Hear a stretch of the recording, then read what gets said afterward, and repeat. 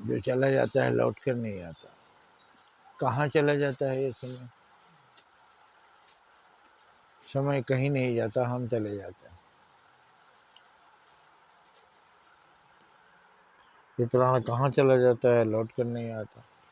प्राण दूसरे शरीर में चला जाता है, शरीर नष्ट हो जाता है। ये कहाँ से आकर लोग जन्म लेते हैं? वही आत्मा जो दिवंगत हो गई वही पुनः शरीर में आ जाती है, जो शरीर से निकल गई वही शरीर में आ जाती है। ये सूख जाते हैं नदी तालाब, जल कहाँ से आ जाता है? ये भगवान भेजते हैं।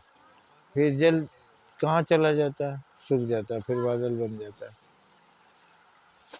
सब आना जाना लगा हुआ है। द्रव्य की अविनाशिता का नियम, सब नष्ट हो जाएगा पर तू अकेला रहेगा। हे परमात्मा, मेरा मन तुम्हारे में ही लगा रहेगा। जय हिंद, जय भारत।